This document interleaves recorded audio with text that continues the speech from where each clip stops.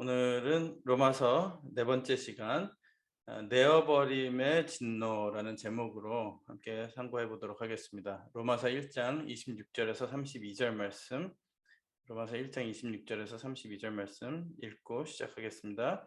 이를 인하여 하나님께서 저희를 부끄러운 욕심에 내어버려 두셨으니 곧 저희 여인들도 순리대로 쓸 것을 바꾸어 영리로 쓰며 이와 같이 남자들도 순리대로 여인 쓰기를 버리고 서로 향하여 음욕이 부릴 듯하며 남자가 남자로 더불어 부끄러운 일을 행하여 저희의 그릇됨에 상당한 보응을 그 자신에 받았느니라. 또한 저희가 마음에 하나님 두기를 싫어하며 하나님께서 저희를 그 상실한 마음대로 내어버려 두사 합당치 못한 일을 하게 하셨으니 곧 모든 불의, 추악, 탐욕, 악의가 가득한 자요 시기, 살인, 분쟁, 사기, 악독이 가득한 자요 수군수군하는 자요 비방하는 자요 하나님의 미워하시는 자요 능욕하는 자요 교만한 자요 자랑하는 자요 악을 도모하는 자요 부모를 거역하는 자요 우매한 자요 배약하는 자요 무정한 자요 무자비한 자라. 저희가 이 같은 일을 행하는 자는 사형에 해당하다고 하나님의 정하심을 알고도 자기들만 행할 뿐 아니라 또한 그 일을 행하는 자를 옳다 하느니라. 이는 하나님의 말씀이니라. 우리 지난번에는 하나님의 진노에 대해 왜 진노하시는가에 대해서 생각을 해봤습니다. 오늘은 좀 더 자세하게 하나님의 진노라는 주제는 세상뿐 아니라 교회에서도 많이들 피하고 싶어하는 주제인데 그 진노에 대해서 좀 더 생각을 해보도록 하겠습니다. 하나님의 진노에 대해서는 좀 무섭기도 하고 바라지도 않기 때문에 피하는 주제이지만 이것을 공부해야 되는 이유는 마지막 심판에 하나님의 진노를 피하기 위해서 우리는 그 진노를 받지 않기 위해서 우리가 생각을 해봐야 되겠습니다. 성경에서 말씀하고 있는 하나님의 진노는 몇 가지가 있죠. 첫 번째는 영원한 심판, 진노. 끝날에 믿지 않는 자들이 받을 지옥 심판이 진노의 하나죠. 그다음에 두 번째는 종말론적 심판, 마지막 때에 아까 이거는 이제 생후 세계라고 볼 수 있죠. 지옥의 심판이고 여기 두 번째는 종말에 이 땅에 임할 마지막 심판, 환난 등 종말에 임할 하나님의 진노 심판.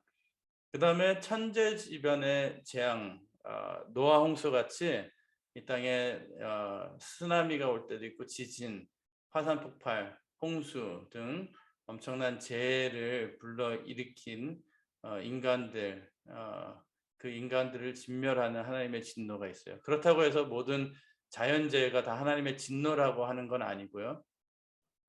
어쩔 때는 사람의 어떤 목사님은 그렇게도 얘기하더라고요. 사람이 이 문명이 발달하면서 기술이 발달하고 기계를 많이 사용하고 공기를 오염시키고 하는 것 때문에 자연재해 이 진노를 사람이 불러일으킨 거다. 사람이 우리가 편하게 살기 위해서 자연을 망가뜨려서 일어나는 일들이라고도 얘기를 하더라고요. 그래서 그런 천재지변의 재앙이 있고요. 결과에 따른 진노도 있습니다. 인간이 죄를 져서 받는 진노. 우리가 지금 이 땅에 힘들게 살고 있는 땅을 기경해야 되고 이마에 땀을 흘려야지만 되는 것도 그 중에 하나죠. 하나님의 말씀을 저버리고 하나님을 거부한 그 결과, 이렇게 결과에 따른 진노, 회개치 않고 죄악을 따름으로 자기 선택에 따르는 무서운 결과. 광야에서도 하나님을 거역하고 하나님의 말씀을 거역하고 그랬을 때 하나님께서 불뱀을 보내셨어요. 근데 지난번에도 말씀드렸지만 불뱀의 그 위험은 광야에서 늘 있는 위험이지만 이스라엘 백성들은 하나님께서 보호하셨기 때문에 그런 위험을 모르고 살았다가 하나님한테서 떠나갔을 때 불뱀에 물려가지고 죽는 일이 있었습니다. 그것도 자기들이 선택한 하나님을 따르지 않고 하나님의 보호 밖에 있기로 결정하고 그것을 선택한 결과에 따른 진노예요. 재앙이에요.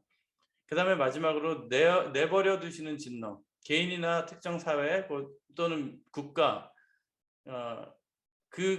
그들을 죄악의 길에 내버려 두시는 진노예요.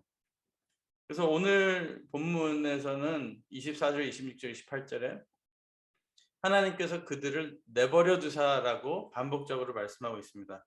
그래서 오늘은 이 내버려 두시는 진노에 대해서 한번 생각해 보도록 하겠는데요. 사울 왕과 삼손의 삶에도 내버려 두시고 떠나시는 것을 우리가 볼 수가 있어요. 사무엘상 15장 23절 말씀 보면요. 사무엘상 15장 23절에 이는 거역하는 것은 사술의 죄와 같고 완고한 것은 사신 우상에게 절하는 죄와 같음이라. 왕이 여호와의 말씀을 버렸으므로 여호와께서도 왕을 버려 왕이 되지 못하게 하셨나이다 그랬어요. 그래서 이 사울 왕에게 사무엘 선지자가 하는 말씀이 왕이 우상에게 절하고 또 하나님의 말씀을 버렸기 때문에 여호와께서도 내버려 두시겠다. 그런 말씀이죠. 16장 14절 말씀 보면 여호와의 신이 사울에게서 떠나고 여호와의 부리신 악신이 그를 번뇌케 한지라. 여호와의 신이 사울에게서 떠나고 내버려 둔다는 것은요, 하나님께서 떠나신다는 거예요. 사람과의 관계에서도 가장 무서운 것 중에 하나가 이제 떠나는 거죠. 관심을 놓는 거예요. 사랑하는 관계에서는 그게 관심이 중요한데 그냥 관심 자체가 떠나버리는 것, 그 내버려 둔다는 것. 하나님이 우리를 내버려 두면 어떻게 되는가.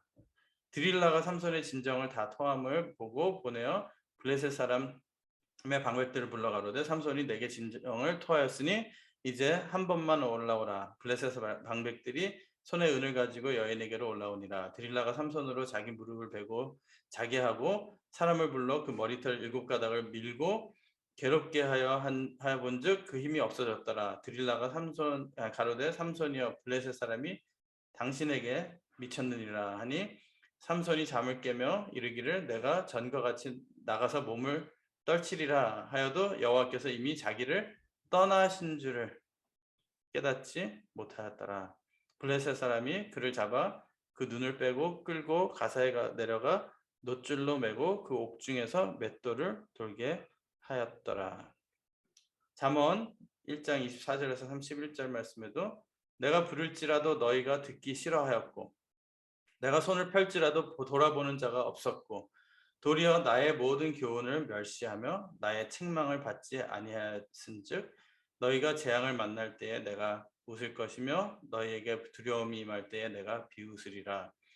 너희의 두려움이 광풍같이 임하겠고 너희의 재앙이 폭풍같이 이르겠고 너희에게 근심과 슬픔이 임하리니 그때에 너희가 나를 부르리라. 그래도 내가 대답지 아니하겠고 부지런히 나를 찾으리라. 그래도 나를 만나지 못하리니 대저 너희가 지식을 미워하며 여호와 경외하기를 즐거워하지 아니하며 나의 교훈을 받지 아니하고 나의 모든 책망을 업신여겼습니다.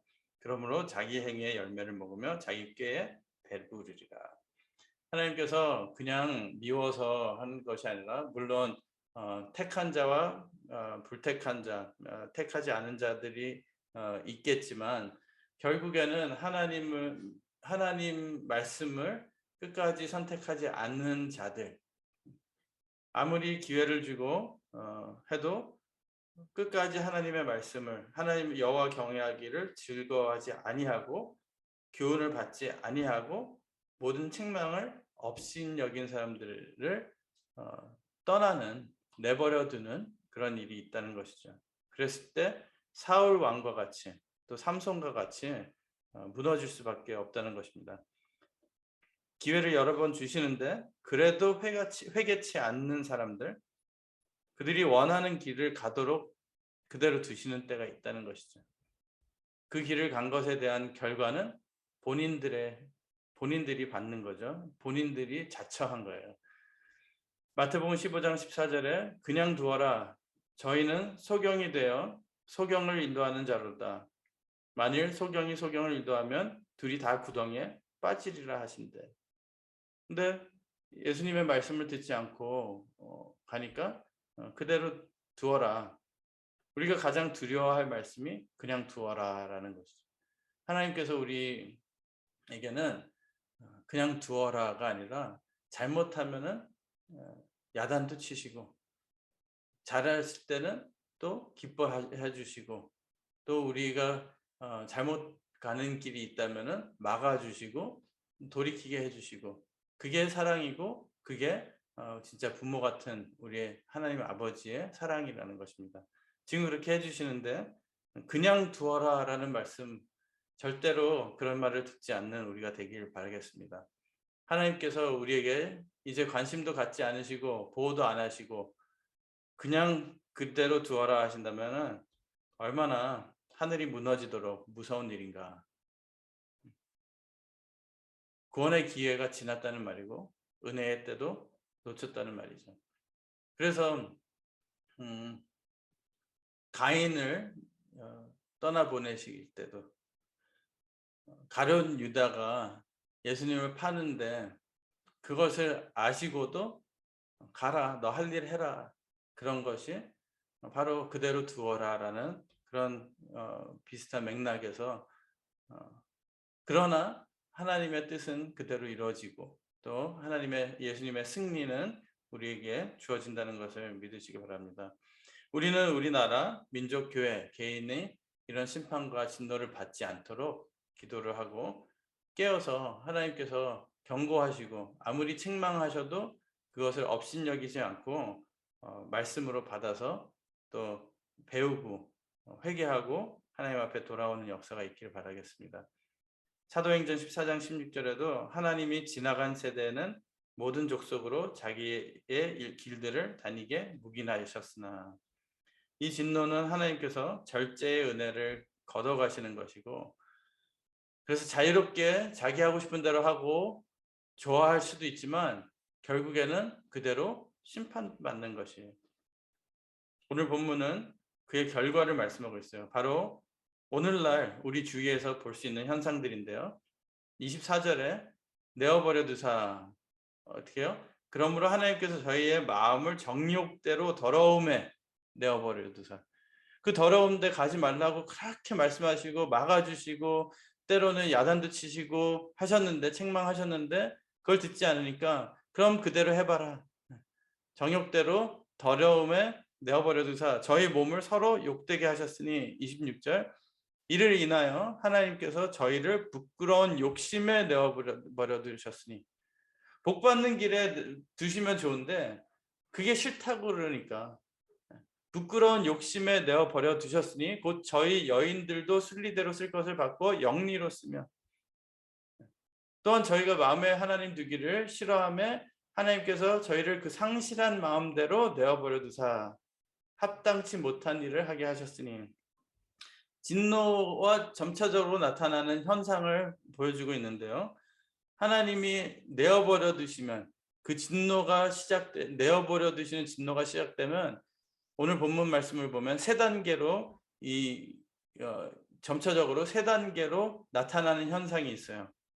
로마서 1장 18절에 하나님의 진노가 불의로 진리를 막는 사람들의 모든 경건치 않음과 불의에 대하여 하늘로 쫓아 나타나나니 뭐가 나타나요?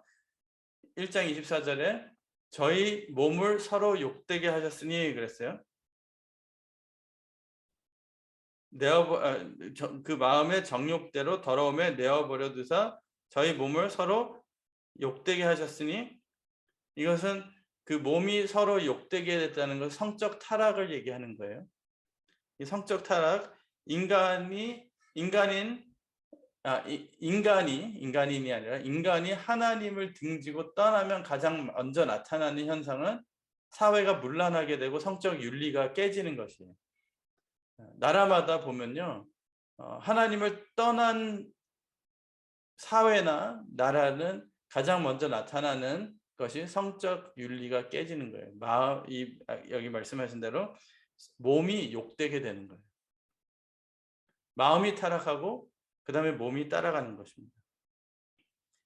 성적 문란함을 상품화하고 점점 개방해 나가는 시대의 변화를 볼 수가 있어요. 이 성적인 죄는 처음부터 사단이 가장 유용한 무기로 우리 인간을 타락하게 만들려고 처음부터 사용했던 것이죠. 이방신을 섬기는 것, 우상 숭배, 그다음에 성적 문란함 같이 따라갑니다. 그게 다 오직 하나님, 오직 예수님을 섬기면서 떠나가면, 또 하나님의 말씀을 싫어하면 그게 되는 거예요. 그래서 나라의 변화를 볼 때에 하나님의 말씀과 부흥의 역사가 일어날 때는 그런 것이 적어져요. 그러나 살기 편해지고 하나님을 떠나가는 그런 영적 그 변화가 있으면요, 표면적으로 나타나는 것은 성적 문란함이에요. 그것을 상품화하고 개방해 나가면서 자랑스러워하고 부끄러워하지 않고 합법적인 결혼을 피하는 사회가 된다는 것이죠. 그리고 우리가 사는 이 세상이 그렇게 변하고 있다는 거예요. 두 번째 나타나는 현상은 26절에 이를 인하여 하나님께서 저희를 부끄러운 욕심에 내어 버려 두셨으니 곧 저희 여인들도 순리대로 쓸 것을 바꾸어 영리로 쓰면, 무슨 말이에요? 아까 계속 읽어보면은 남자가 남자를 향하여 부끄러운 욕심, 치욕스럽고 망신스러운 성욕이고 동성애를 말하는 것이죠. 순리대로 안 하고 영리로 사용한다는 거예요. 자기 몸들을. 인간의 도덕과 선을 몽땅 버려버린 모습. 그래서 동성연애는 그냥 뭐 자기가 태어났기 때문에 그런 성향이 있기 때문에 그걸 떠나서 영적으로 있었던 일들을 자기네들이 보지 못하니까 육으로만 판단을 하려니까 이퀄, 뭐 나의 초이스, 뭐 그렇지만 영적으로 봤을 때는 하나님께서 보시는 측면에서는 너무 큰 죄, 하나님을 버려버린 죄의 결과라는 거예요.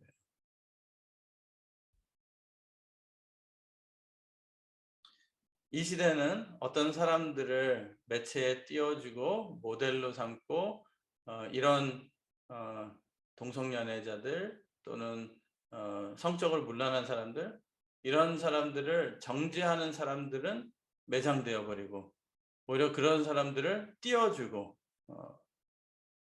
이제는 히어로 영화 그런 데서도 영웅이 될 수 있는 자들이 돼버린 거죠. 인간적으로만 보고 표면적으로만 보고 사람 중심적으로만 보기 때문에 하나님 앞에 이게 그 사람만 뭐라 그러는 것이 아니고요. 그 유전죄라고 그러죠. 유전되기 때문에 그 위 세대들도 마찬가지고 온 인류를 향해서 우리는 이 성경을 말씀하고 있는 거예요. 한 사람 한 사람 그 영혼은 불쌍히 여겨야 돼요. 그렇지만 지금 그런 현상이 나타나게 된 이 시대, 우리 인류를 향해서 말씀하시는 거죠.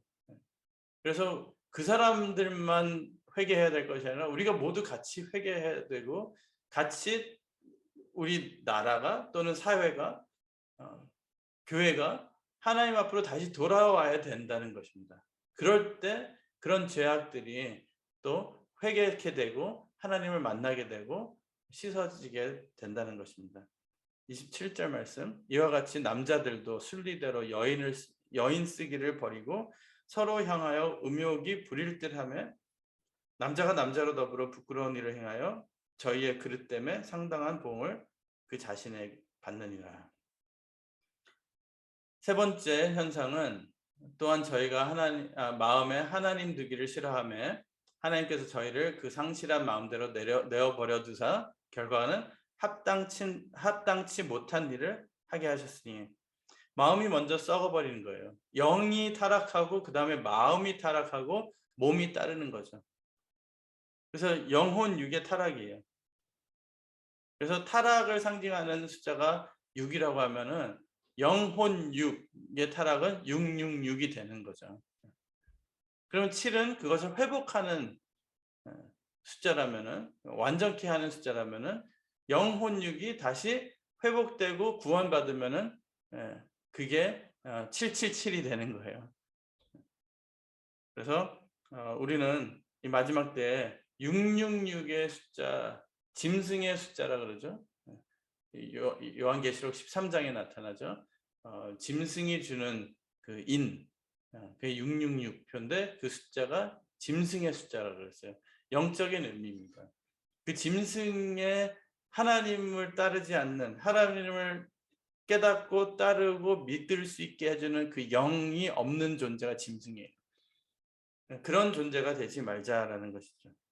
근데 6을 사도 바울이 로마서 8장에 우리가 하면 또 상고해 보겠지만, 0을 따를 것이냐 6을 따를 것이냐. 0을 따르면 영생이고 6을 따르면 사망이다. 근데 6을 따르고 있는 삶을 살고 있다는 거죠. 이 시대 사람들이. 우리는 영적인 것을 더 따르고 6이 0을 따라가느냐, 아니면은 육적인 것을 따르고 0이 6을 따라가게 하느냐. 그게 중요한 거예요, 우리 신앙생활에. 근데 우리가 6을 입고 있는 인간이기 때문에 우리가 느끼는 것은 6의 것을 먼저 느낀다는 거예요. 그래서 기도하고 말씀을 통해서 성화가 돼야지 영적인 것을 더 느끼고 깨닫고 하나님과 대화 중에, 기도 중에 하나님이 원하시는 것을 따라갈 수 있게 되는 것이죠. 내가 배고픈 것도 영적으로 배고프고 갈급하고 갈망하는 것을 못 느끼면서 육으로만 배고픈 걸 느끼잖아요, 자주. 그렇지만 영적인 그 갈급함을 느낄 수 있는, 그래서 그것을 채울 수 있는 영적인 사람이 되시기를 바라겠습니다. 여기서 상실한 마음, 시험한 결과 쓸모없는 자격 미달이라는 거예요. 여기서 마음에 하나님 두기를 싫어하며 하나님께서 저희를 상실한 마음대로 내어버려 두사 합당치 못한 일을 하게 하셨으니, 상실한 마음의 기능이 마비된 거예요. 마음 육비에 하나님의 말씀이 기록되어야 하는데 다 문드러지고 하나님의 말씀의 흔적도 없어지고 회개하고 돌아갈 가능성조차 보이지 않는 상태, 마음이 상실한 상태. 그럴 때 하나님께서 다시 인공호흡 하듯이 영적으로 그 영혼을 살려주시는 역사가 있어야 되는데, 내어버려 두시면은 이대로 썩어 문드러져서 죽어버린다는 것입니다. 그 결과 오늘 본문 29절에서 32절, 모든 불의, 추악, 탐욕, 악의가 가득한 자가 되고 시기, 살인, 분쟁, 사기, 악독이 가득한 자가 되는 거죠. 수근수근, 가십이죠. 비방하는 자요, 하나님의 미워하시는 자요, 능욕하는 자요, 교만한 자요, 자랑하는 자요, 악을 도모하는 자요, 부모를 거역하는 자요, 우매한 자요, 배악하는 자요, 무정한 자요, 무자비한 자라. 이 같은 일을 행하는 자는 사형에 해당하다고 하나님의 정하심을 알고도, 지옥 간다는 걸 알고도 자기들만 행할 뿐 아니라 그 일을 행하는 자를 옳다 하느니라 그랬어요. 자기가 자기 하는 게 잘못된 것을 알면서도 자기만 하는 게 아니라 남이 또 하게 부추기는 거예요. 소경이 소경을 이끄는 거죠. 그의 결과 그들이 맞이해야 하는 결과도 알면서도 근데 계속하는 거예요. 바로 저기 같은 거예요. 바벨탑을 쌓는 것은 그중에 그 마인드 중에 하나가 나는 계속 하나님을 떠나서 내가 하고 싶은 거 하면서 살고 싶은데 마지막 심판이 두려운 거예요. 근데 그전에 노아 홍수 심판이 있었잖아요. 그 홍수 심판이 있으면은 또 죽을 텐데 그것을 피하기 위해서 높이 한번 쌓아보자. 홍수를 보내신다 해도 그것을 이겨낼 수 있는, 하나님이 심판해도 그 심판을 피할 수 있는 인간의 방법을, 해결책을 만들어 보자 하는 거죠. 결과를 알면서도 그걸 피하려고 그래요. 인간의 힘으로 피할 수 있다고 생각하기 때문에 그런 거죠. 예전에 클린턴 대통령 스캔들 유명했죠. 그런 스캔들이 났을 때 대통령의 인기도는 최고로 올라갔어요. 왜 그랬을까요? 이 대통령이, 나라에 대표하는 사람이 이런 바람 나가지고 스캔들이 생겼어요. 그런데 그 나라의 국민들은 더 좋아했어요. 왜? 지도자도 죄를 짓는 인간미가 있다는 이유로. 대통령이 하니까 내가 해도 되지. 위로를 받는다는 거예요. 세상은 이런 죄악 속에 사는 사람을 영웅으로 만들고 있습니다. 그것이 요한계시록에 나타나는 짐승의 하는 일이에요. 그리고 그것을 죄라고 하면 그 사람이 악당이 되는 거예요. 그래서 이 시대는 우리 기독교인들, 또 단에서 말씀을 증거하는 목사들인 우리들도 말을 조심하게 만들어요. 잘못하면 이제 법적으로 교회 문을 닫으려고 하니까. 그렇지만 우리는 그런 거에 흔들리고 그런 것 때문에 하나님의 말씀을 증거하지 못하는 자가 되지 않기를 바라겠습니다. 이런 게 이제 시작이 된 게 아니고요. 이제 이 사단의 역사는요, 진짜 하나님의 구속사가 6,000년 전부터 시작된 것처럼 사단도 예전부터 준비를 많이 했어요. 그래서 이 알도스 헉슬리라는 영국 저자인데요, 무신론주의를 지지하는 사람이에요. 설명하고 또 그 무신론주의에 대한 실체를 그냥 있는 그대로 얘기도 하는 사람인데, 무신론주의와 그를 지지하는 운동은 일단 윤리와 도덕의 공백 상태를 목적으로 둔다고 해요. 그러니까 윤리 도덕을 없애야지 그다음부터 사단의 작업이 시작이 되는 거죠. 그 이유는 그래야 인간은 모든 도덕의 사슬에서 벗어나서 성적 자유와 쾌락주의를 만끽할 수 있기 때문이라고 주장을 합니다. 설명합니다. 그리고 그러기 위해서는 신이 없어야 윤리도덕 체계를 없앨 수 있기 때문에, 그래서 무신론주의를 주장하는 거예요.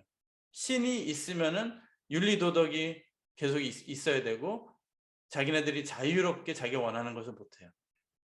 그렇기 때문에 신을 없애자, 그거예요. 신을 없애면은, 신의 존재를 없애면은 윤리도덕도 해결하기가 더 훨씬 쉬워진다. 그렇게 해야지 이 성적 자유와 쾌락주의를 최고로, 나 자신을 최고의 우상으로 만들 수 있기 때문에. 이런 사상이 공산주의와 사회주의에 이미 물들어 있고요. 현재 우리가 사는 사회의 사고 기반으로, 생각하는 그 기반으로 자리를 잡고 있어요. 중심이 하나님이 아니라 중심이 나. 하나님의 뜻이 목적이 아니라 내가 원하는 것이 목적. 예수님께서 말씀하신 대로 하늘나라, 천국을 넘버원, 가장 중요한 목적으로 삼는 것이 아니라 내가 편안함, 내가 원하는 것. 마음이 이런 상태가 되면 사단이 사용하기에 가장 좋은 상태가 된다는 것입니다. 그래서 하나님께서는 사도 바울을 통해 오늘 본문에 이렇게 말씀하신 거죠. 또한 저희가 마음에 하나님 두기를 싫어하며 하나님께서 저희를 그 상실한 마음대로 내어 불어두사 합당치 못한 일을 하게 하셨으니. 하나님은 왜 내어버려 두시는가? 18절에 하나님의 진노가 불의로 진리를 막는 사람들의 모든 경건치 않음과 불의에 대하여 하늘로 쫓아 나타나니, 경건치 않은 것으로 진리를 막았기 때문에 기회를 수없이 줘도 그들은 먼저 하나님을 버렸기 때문입니다. 하나님을 알되 하나님으로 영화롭게도 아니하며 감사치도 아니하고 오히려 그 생각이 허망하여지며 미련한 마음이 어두워졌나니. 이게 바로 개인적인 저주라고 생각을 할 수도 있겠지만 이건 인류의 저주예요. 인류가 지금 이것을 당하고 있다는 것이죠. 하나님을 알되 에덴 동산에 있던 아담, 그리고 지금 현재 나에게도 적용이 되는 내용이에요. 하나님을 알되 하나님으로 영화롭게도 아니하며 감사치도 아니하고 오히려 그 생각이 허망하여지면 미련한 마음이 어두워졌나니, 뭐 했어요? 그다음에 하나님의 형상을 짐승의 형상으로 바꿨대요. 내 하나님의 형상을 버려버리고 줘버리고 그 대신에 짐승의 형상을 입은 거예요. 하나님의 말씀을 따르지 않고 짐승의 말을 따랐기 때문에 짐승의 종이 돼버린 거죠. 그것을 이제 사도 바울이 여기서 이 문제를 지금 드러내서 설명을 하는 이유가, 이렇게 소망이 없고 이렇게 떨어져도 타락을 해도 바닥 끝까지 타락한 인류가 바로 우리다. 그러면은 그런 바닥에 내버려 두신 그 하나님이 어떻게 하실 것이냐? 한 번 더 그 타락한 우리를 구원하시려고 오셨다라는 것을 이제 2장부터 설명을 하기 위해서 이 내용을 얘기하는 거예요. 그러니까 우리가 이 내용을 보면서 하나님 너무해. 그래도 구원하셔야지, 그렇게 내버려 두시면 되나? 그런 생각이 들 수도 있어요. 근데 사도 바울의 이렇게 말씀하시는 목적은 그랬다는 거예요. 이렇게 못됐고 이렇게 하나님을 저버린 자들도 내어버려 두셨다. 그렇지만 그냥 내어버려 두신 게 아니라 예수님이 오셨다라는 거예요. 그걸 구원해 주시려고. 그래서 우리는 이것을 보면서 끝까지 하나님께서 놓지 않는 그 은혜의 그 끈을, 그 줄을 우리도 놓지 말고 끝까지 용서하시는 하나님을 붙들고, 아무리 내어버려지고 아무리 타락하고 아무리 잘못된 우리 또는 우리 사회, 우리나라라고 할지언정 하나님께서는 그래도 회개하면은, 그래도 돌아오면은, 그래도 회개하지도 않지만 예수님 보내셔서 구원하시려고 우리를 사랑하신다는 것을 믿으시고, 우리 매일매일 삶에 하나님께서 우리를 놓지 않으신다는 것, 그리고 우리도 이런 내용을 보면서 진짜 내어버려 두는 그런 인간이 되지 말고 하나님께서 끝까지 관심 가지시고 사랑하시고 보호해 주시는 그런 하나님의 자녀가 되시기를 주님의 이름으로 축원드리겠습니다. 기도드리겠습니다. 사랑의 아버지 하나님, 부족하고 연약하고 감사치도 못할 때도 많지만 하나님께서 끝까지 저희들 사랑해 주시고 붙들어 주시고 보호해 주시고 또 다시 불러주시고 끌어주시고 함께 해주심에 감사드립니다. 아버지 하나님, 이 한 해도 하나님께서 함께 해주심으로 하나님의 주시는 독수리의 날개를 힘입어서, 하나님의 주시는 은혜와 사랑을 힘입어서 승리하는 삶을 살 수 있도록 허락하여 주시고, 사람의 육의 정욕을 따르는 것이 아니라 하나님의 영의 뜻을, 하나님의 말씀의 뜻을 따름으로 우리의 몸이 그 영을 따라갈 수 있는 그런 삶을 살 수 있도록 허락하여 주시옵소서. 그럴 때 하나님께서 더욱더 큰 은혜와 축복과 놀라운 하늘의 세계의 비밀을 알려주시고 도와주시고 지켜주실 줄 믿습니다. 하나님, 저희들 모든 성도님들 함께해 주시고 하나님께서 원하시는 그 축복, 하늘의 축복 다 우리 받아 누릴 수 있는 성도님들 다 될 수 있도록 허락하여 주시옵소서. 은혜와 사랑에 감사드리며 예수님 이름 받들어 간절히 기도드리옵나이다. 아멘.